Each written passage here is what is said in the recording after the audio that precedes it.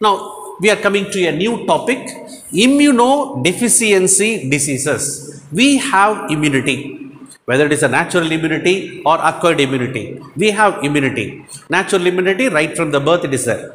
Now acquired immunity through vaccines or first time infections and all, our body is developing lot of resistance. Now that is called immunity. Now if the immunity level is reduced in our body, it should be 100% or it should be 90% above. But if the level is going down, then we are calling it as immunodeficiency. Immunity level is down, as a result of which some diseases will be caused. Because immunity resistance is not 100%, it is maybe 50%, 40%. So when the same powerful microorganism is entering, but the immunity cannot fight, the antibody cannot fight, a microorganism is powerful, then we will get some disease. So that is called immunodeficiency diseases.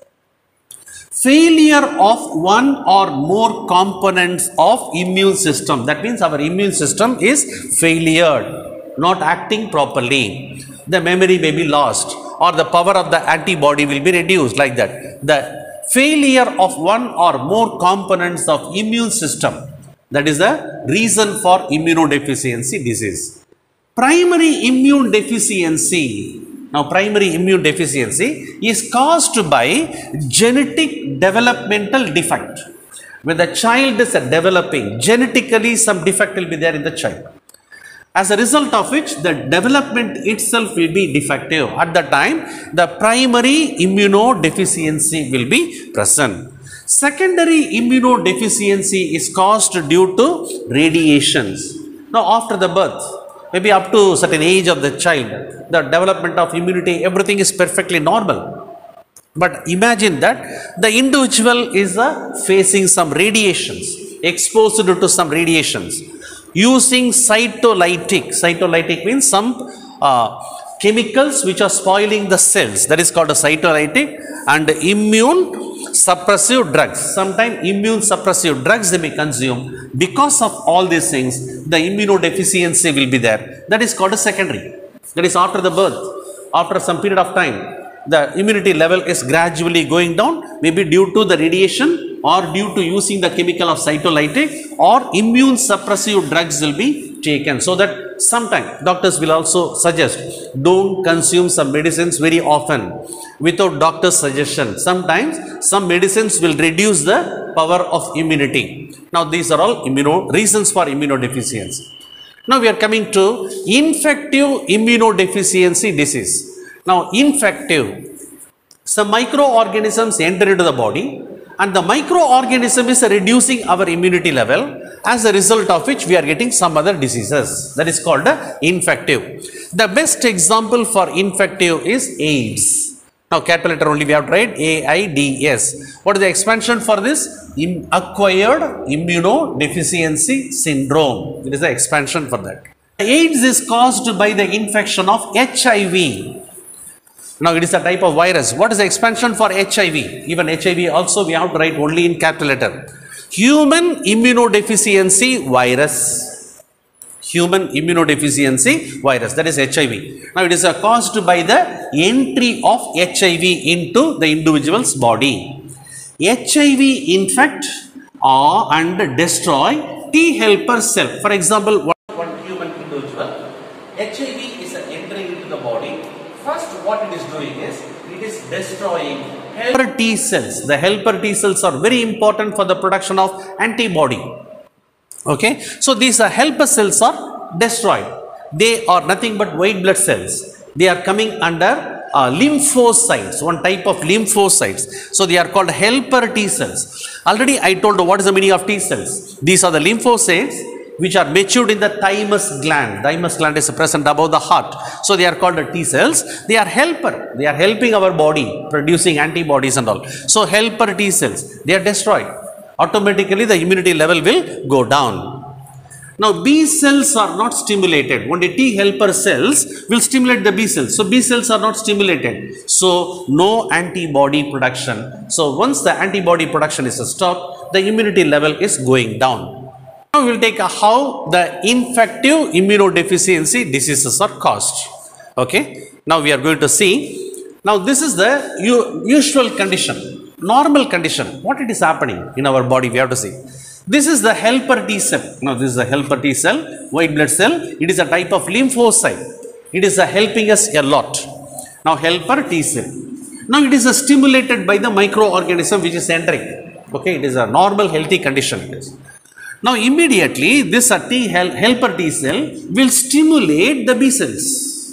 We know very well what are B cells. They are lymphocytes matured in the bone marrow. This also we have studied in the same topic.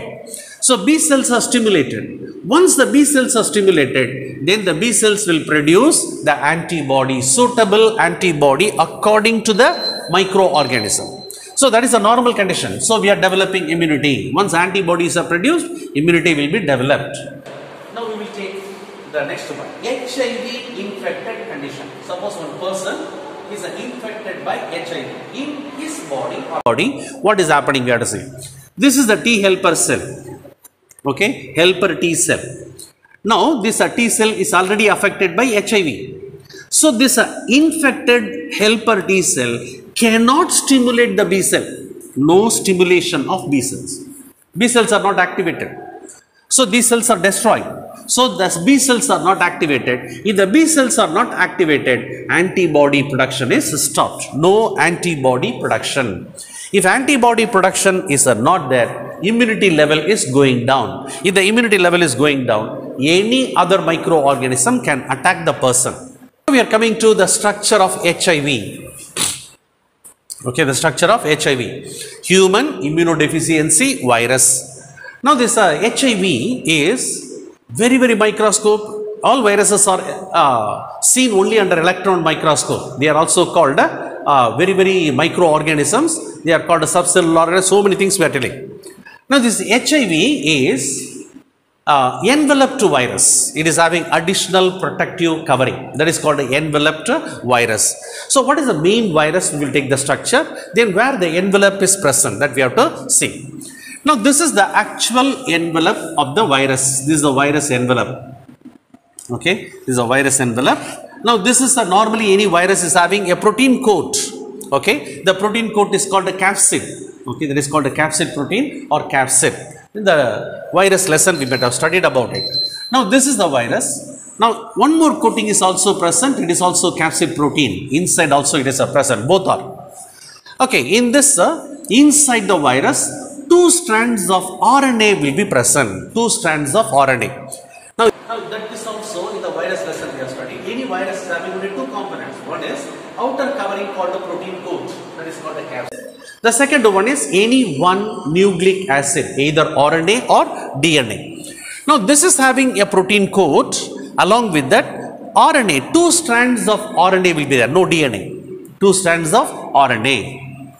Then here a jelly-like fluid is present. You can see some bubble like. Now jelly-like fluid is present. The jelly-like fluid is called reverse transcriptase enzyme. Reverse transcriptase enzyme. In the reverse transcriptase enzyme, there are 2 components. One is protease. Okay, one enzyme is called what? Protease. And the second one is ribonuclease. Ribo or ribonuclease. Joined together, both joined together, we can call it as reverse transcriptase. That is the original structure of the virus. Now we are coming to the outer. There is an outer thick protective covering is present. Full outer protective covering. It is called the envelope. It is called the envelope. This outer envelope is made up of glycoprotein. It is made up of glycoprotein. Now what is the glycoprotein? We have to see. Now first one in the glycoprotein, there are so many molecules you can find. Now you can see this. Now these are all generally called glycoprotein molecule. Abbreviation we are giving GP. GP, small g, small p, glycoprotein. Now the glycoprotein which is entering into the another layer, lipid layer, I am going to say about it. Now this a small portion which is inserted into is called that is GP41. 41 is the molecular weight of the glycoprotein. So it is called GP41. Now you can see outer side some bulging portion is present. Everywhere you can see that. Now each one is called GP120. That is glycoprotein. Molecular weight is 120. Now this is a GP41 and GP120 together called protein molecules, which are scattered all over the outer covering. They are scattered. Then in between the glycoprotein molecules, here the next region is present. This region is called a lipid bilayer. That is, two layers of lipid will be present. Lipid means fat. Now here one outer thick one coat, here also inner one thick coat. So that is called the two layers of lipid will be present. That is called the lipid bilayer.